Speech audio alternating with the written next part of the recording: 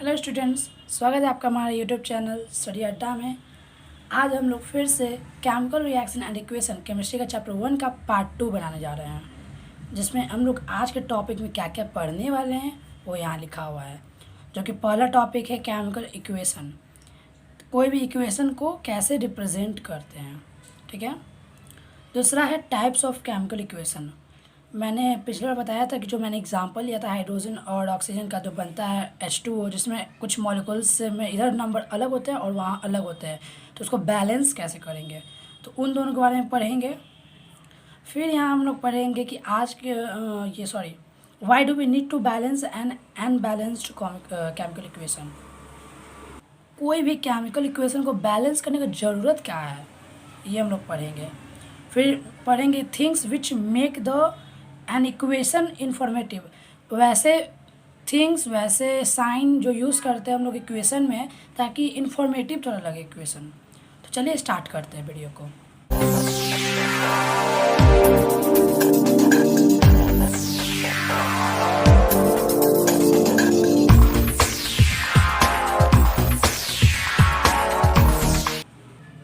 So here is what is chemical equation. Chemical equation होता क्या, उसका डिफिनेशन क्या होगा। So the representation of a chemical reaction with the help of science. मतलब कि जो भी केमिकल रिएक्शन होते हैं तो उनको हम लोग रिप्रेजेंट करते हैं विथ किसकी मदद से, तो उनके साइन की मदद से, सिंबल्स की मदद से, एलिमेंट के सिंबल्स की मदद से और केमिकल फार्मूला की मदद से। उसको क्या कहते हैं, केमिकल इक्वेशन कहते हैं, ठीक है। जो भी केमिकल रिएक्शन होता है उसको जो हम लोग रिप्रेजेंट करते हैं, जैसे मैंने एग्जांपल में बताया था ना आपको, H2 है प्लस O2 है, क्या बनता है, हाइड्रोजन, ठीक है। तो उसमें मैंने बताया ना कि हाइड्रोजन हो गया, ऑक्सीजन हो गया, ये हो गया, तो इसको रिप्रेजेंट किए इस तरह से। सिंपली हम इसको इक्वेशन को रिप्रेजेंट हम लोग दो तरीके से भी करते हैं। एक होता है वर्ड इक्वेशन, एक होता है वर्ड इक्वेशन। जैसे कि मैंने बताया हाइड्रोजन हो गया, ठीक है, और ऑक्सीजन हो गया। हाइड्रोजन और ऑक्सीजन जब मिलता है तो क्या बनता है, वाटर बनता है। तो ये वर्ड इक्वेशन हो गया, जो इस तरह से हम लोग रिप्रेजेंट कर दिए। लेकिन जब ये होता है एक केमिकल इक्वेशन होता है, जिसको बोलते हैं केमिकल इक्वेशन। दूसरा होता है केमिकल इक्वेशन, जिसको हम लोग सिंबल फार्मूला के रिप्रेजेंट करते हैं। ये हो गया वर्ड के रूप में, इसको वर्ड से रिप्रेजेंट कर दिए। और एक होता है केमिकल इक्वेशन जो कि हम लोग उस सिंबल से रिप्रेजेंट करते हैं, जैसे कि हाइड्रोजन का हो गया H2 प्लस का साइन दे दिए। फिर ऑक्सीजन का होता है O2, इसको रिप्रेजेंट करेंगे तो क्या बन जाएगा, H2O। तो ये हो गया रिप्रेजेंट। फिर उसके साइन, सिंबल्स, केमिकल फार्मूला, ये केमिकल फार्मूला हुआ ये वाटर का। और एग्जाम्पल दो तो जैसे कि एग्जाम्पल में हो जाएगा CaO plus H2O plus CaOH का होल ट्वाइस, इसमें से हीट निकलता है, ये सब पढ़ना होगा आपको। तो कैल्शियम ऑक्साइड हो, ये CaO का मतलब क्या हो गया, कैल्शियम ऑक्साइड। H2O क्या हो गया, तो वाटर। जब ये बना तो क्या बन गया, कैल्शियम हाइड्रोक्साइड। तो ये क्या बन जाएगा, कैल्शियम हाइड्रोक्साइड बन जाएगा। इसको कहते हैं कैल्शियम हाइड्रोक्साइड,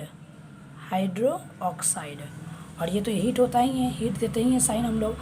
तो ये हो गया एग्जांपल, मतलब कि क्या हो गया, कैल्शियम हाइड्रोक्साइड, ये एक फार्मूला हो गया, वाटर फार्मूला हो गया।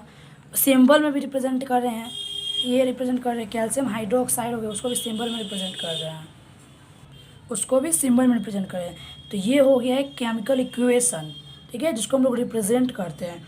अधिकतर टाइम देखेंगे अब हर जगह पे यही चीज़, इसी केमिकल इक्वेशन ये रिप्रेजेंट किया जाता है, वर्ड इक्वेशन नहीं होता है। वर्ड इक्वेशन बहुत रेयर जगह होता है, हर जगह हम लोग को क्या यूज़ होता है, केमिकल इक्वेशन, ठीक है। स्क्रीनशॉट लेके चाहे तो आप नोट डाउन कर सकते हैं, या कॉपी किताब लिए हुए हैं तो नोट डाउन कर लें। तो अब हम बताने वाले हैं कि टाइप्स ऑफ केमिकल इक्वेशन। अभी मैंने बताया था टाइप्स ऑफ केमिकल इक्वेशन पढ़ेंगे। केमिकल इक्वेशन किन तरह के होते हैं, तो दो तरह के होते हैं। एक होते हैं अनबैलेंस्ड इक्वेशन, मतलब कि the chemical equation in which the number of atoms of each element in reactant side and product side is not equal. मैंने बताया था आपको पिछले लेक्चर में, H2 है, O2 है, दोनों कंबाइन हुआ बन गया H2O। तो इस साइड को क्या कहते हैं, तो रिएक्टेंट कहते हैं। मैंने बताया था इस साइड को रिएक्टेंट कहते हैं और इस साइड को प्रोडक्ट कहते हैं, ठीक है। तो यहाँ बोल रहा है कि जो भी एटम्स का नंबर होगा वो भी हर एक एलिमेंट का वो इक्वल होना चाहिए, जो कि रिएक्टेंट जितने साइड में जितना है उतना ही प्रोडक्ट साइड में भी होना चाहिए, इक्वल होना चाहिए। तभी वो अगर वो इक्वल नहीं होता है, is not equal, then it is called unbalanced equation. उसको क्या कहेंगे हम, अनबैलेंस्ड इक्वेशन कहेंगे। समझ में आया? कोई भी इक्वेशन के जब अगर number of atoms her element के जो रिएक्टेंट साइड और प्रोडक्ट साइड के इक्वल नहीं होंगे तब उनको क्या कहेंगे, अनबैलेंस्ड इक्वेशन। एग्जाम्पल मैं समझाता हूँ, समझ लीजिए कि ये इन रिएक्टेंट साइड, एक एग्जांपल लेता हूँ H2 + O2। इससे का एग्जांपल, ये कॉमन एग्जांपल, इससे सब समझ आता है। इसका एग्जांपल लेता हूँ, ठीक है। तो इन रिएक्टेंट, और एक होता है एक कर लेते हैं इन प्रोडक्ट, ठीक है। एक इन रिएक्टेंट और एक इन प्रोडक्ट। तो रिएक्टेंट में और प्रोडक्ट में कितना नंबर ऑफ आइटम्स है, पहले तो समझिए कौन कौन सा एलिमेंट है। तो नंबर ऑफ, पहले एटम्स में कौन कौन सा है, हाइड्रोजन है, एक ऑक्सीजन है। तो ऐसे लिखेंगे नंबर ऑफ H एटम्स। तो H एटम्स का कितना नंबर है उसमें, तो 2 है। फिर नंबर ऑफ O एटम्स, यहाँ पे कितना है, 2 है। लेकिन जब प्रोडक्ट साइड की बात करते हैं यहाँ का, इसमें नंबर ऑफ H एटम्स कितना है, H एटम्स का नंबर कितना है इसमें, 2 है। बट नंबर ऑफ, अगर हम O एटम्स की बात करें, ऑक्सीजन के एटम्स के, तो उसका कितना है, 1 है। ये तो बड़ा नाइंसाफ़ी हुआ प्रोडक्ट के साथ। यहाँ पे मेरा 2 है, दोनों में हाइड्रोजन के एटम्स यहाँ 2 है, इसमें भी हाइड्रोजन के एटम्स 2 है, इसमें ऑक्सीजन का एटम 2 है, बट इसमें तो ऑक्सीजन का एटम 1 ही है। फिर ये बैलेंस्ड नहीं हो पाएगा। तो अब ये बैलेंस्ड नहीं है तो क्या कहेंगे इसको, अनबैलेंस्ड केमिकल इक्वेशन। तो यही है अनबैलेंस्ड इक्वेशन। तो अब सेकेंड में क्या हम लोग पढ़ेंगे कि बैलेंस्ड इक्वेशन क्या होता है। बैलेंस्ड इक्वेशन में मतलब क्या होता है कि दोनों को हम लोग बैलेंस करते हैं। बताता हूँ, पहले तो इसका आप जल्दी से स्क्रीनशॉट ले लीजिए, क्योंकि मैं इसी को समझाऊँगा। इरेज करके ले लिया होगा आपने स्क्रीनशॉट। अब आप पूछेंगे कि यहाँ पे एग्जाम्पल तो इरेज किया, बट इसे तो इरेज ही नहीं किया। तो अभी मैं पूछूँगा बैलेंस इक्वेशन में क्या होना चाहिए। तो रिएक्टेंट साइड में जितना नंबर ऑफ एटम्स है उतना ही प्रोडक्ट साइड में होना चाहिए। बस दोनों को इक्वल करना है, यानी कि हमको सिर्फ यहाँ से क्या इरेज करना हो, यहाँ पे हमको बैलेंस्ड इक्वेशन चाहिए, ठीक है। तो इस दोनों को इरेज कर देता हूँ, ठीक है। तो बैलेंस्ड इक्वेशन में क्या होगा, तो the chemical equation in which the number of atoms of each element in reactant side and product side is equal. जब इक्वल होगा तब उसको क्या कहेंगे, बैलेंस्ड इक्वेशन कहेंगे, ठीक है।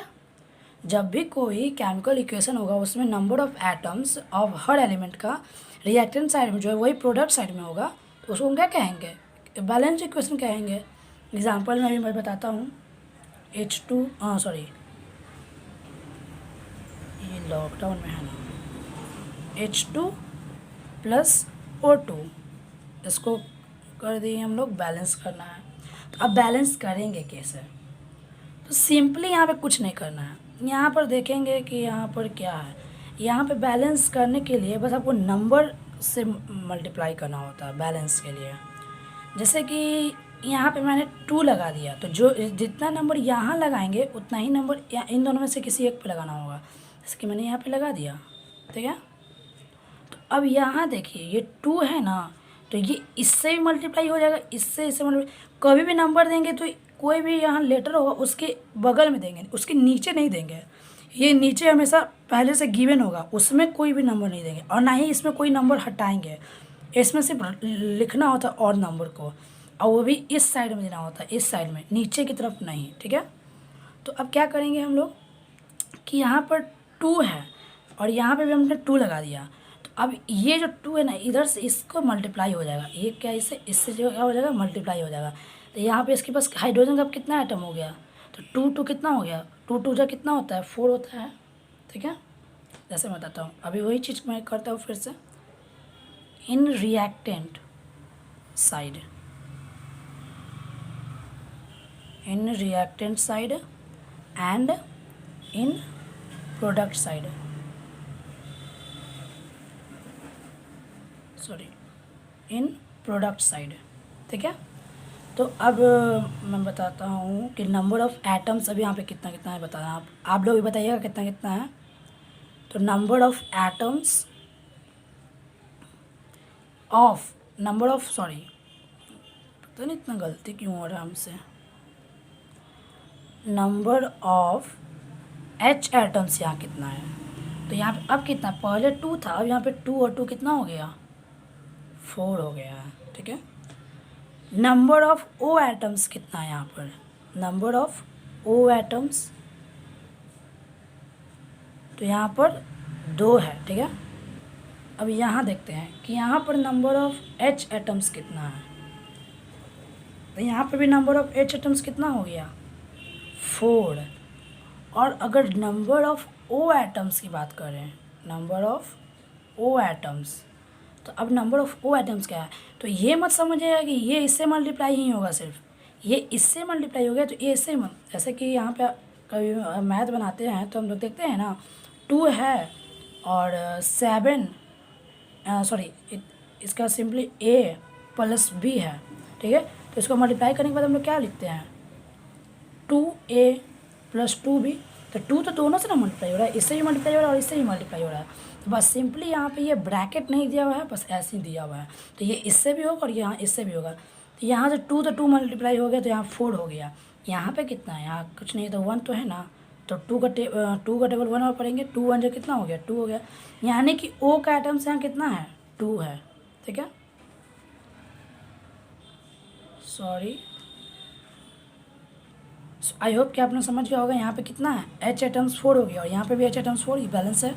ओ एटम्स यहाँ 2 है, यहाँ पे भी ओ एटम्स कितना है, 2 है, यानी कि दोनों जगह सेम सेम है। तो ये क्या हो गया, बैलेंस हो गया। तो इसी तरह से हम लोग क्या करते हैं, बैलेंस करते हैं केमिकल इक्वेशन को। और भी बहुत सारे एग्जाम्पल मैं बताऊँगा और आपको बहुत सारे क्वेश्चन भी आएंगे, कोई भी केमिकल इक्वेशन दे देगा उसको बैलेंस करने के लिए। जैसे कि मैं फिर से एक एग्जांपल ले लेता हूँ, बता देता हूँ। जैसे कि कोई भी केमिकल इक्वेशन को लिखने के लिए दोस्तों आपको वैलेंसी की ज़रूरत होता है। ठीक है ना, जो भी केमिकल इक्वेशन वर्ड में दिया होगा उसको आपको इस तरह सिंबॉलिक फॉर्म में रिप्रेजेंट करना होगा। उसके लिए आपको वैलेंसी का याद होना ज़रूरी है, जो कि आपने 9th क्लास में पढ़ चुका है। अगर नहीं भी याद है तो एक बार पढ़ ले ज़रूर से। ठीक है, अब इसको बैलेंस करना है। यहाँ पर Fe कितना है, 2 है और यहाँ पर 1 है। ठीक है, ऑक्सीजन 3 है, ऑक्सीजन यहाँ पे 3 है। ठीक है, ये तो बैलेंस है। ठीक है, यहाँ पे एल्युमिनियम कितना है, तो यहाँ पे 1 है और यहाँ 2 है।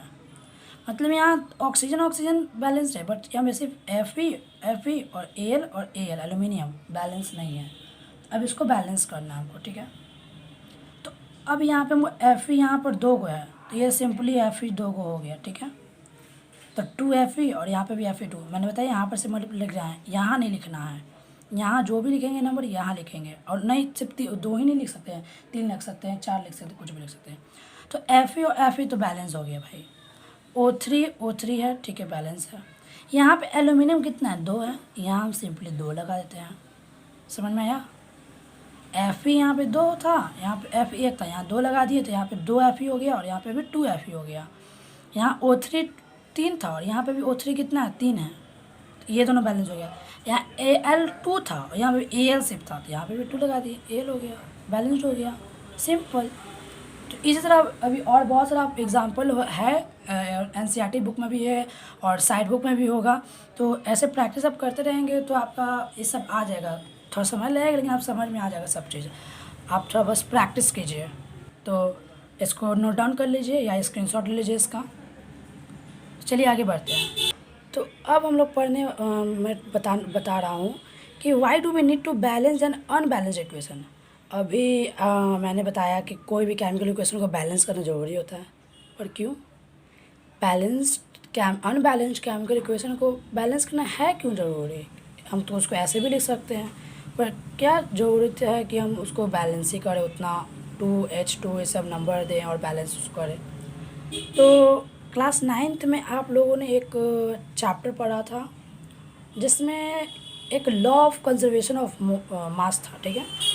Law of conservation of mass पढ़ना था आप लोग को। उसमें क्या दिया था कि कोई भी मैटर होता है, कोई भी मैटर होता है तो उसमें जो भी मैटर का, अब कोई भी सब्सटेंस हो तो मैटर तो है ही, ये तो आप जरूर जानते हैं, कोई भी सब्सटेंस मैटर होता ही है। तो जो भी मैटर है उसका जो रिएक्टेंट साइड जितना मास होगा उतना ही मास उसका प्रोडक्ट साइड होना ज़रूरी है। H2 प्लस O2, यहाँ पे है H2O, ठीक है। तो इसका जो मास होगा इन दोनों को सम करने के बाद उतना ही यहाँ पर भी होना चाहिए। लेकिन अब यहाँ तो इसका दो एटम है और यहाँ 2 एटम है, यहाँ 3 ही एटम है। तो यहाँ 3 एटम का मास और 4 एटम का मास दोनों में डिफ़र करेगा ही, कुछ ना कुछ तो डिफ़र करेगा ही।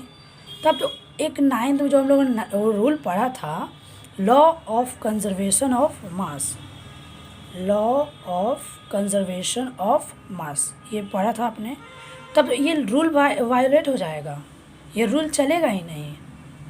तो बस इसी को रूल को अवॉइड करने के लिए, अवॉइड ना करने के लिए, उसको बचाने के लिए, इसको गलत प्रूफ ना करने के लिए हम केमिकल इक्वेशन में क्या करते हैं, बैलेंस करते हैं, ठीक है।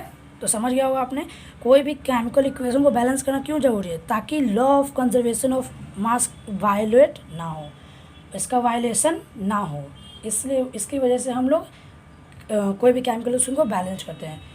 क्योंकि law of conservation of mass क्या बताया था कि मास can neither be created, mass can neither be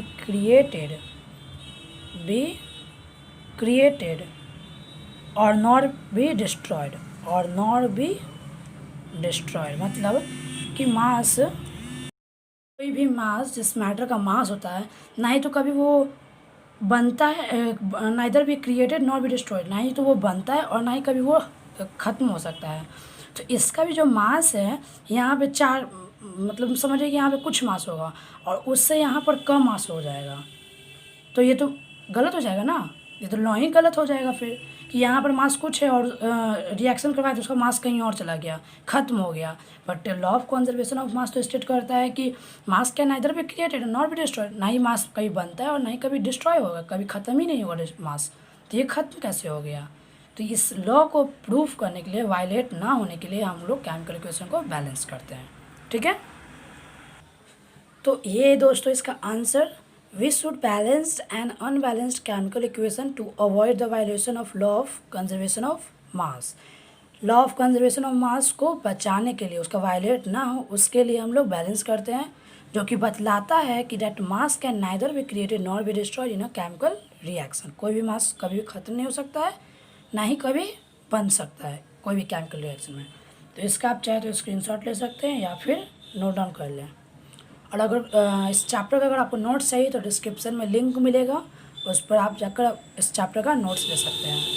तो इसका स्क्रीनशॉट ले लिया आपने, ठीक है। तो अब मैं बता रहा हूँ कि कोई भी इक्वेशन को इन्फॉर्मेटिव कैसे बनाएं, ठीक है।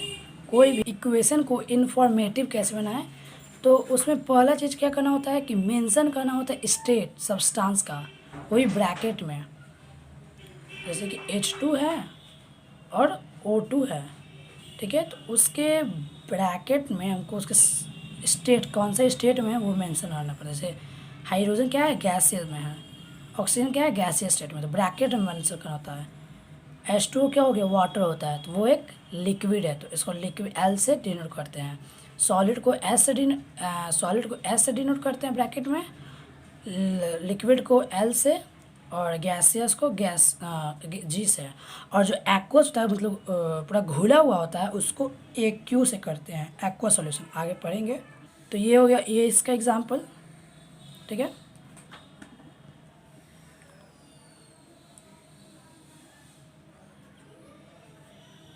ये आप लोग समझ गए होंगे ऑक्सीजन को ऐसे मेंशन करना होगा। दूसरा होता है टू गिव द information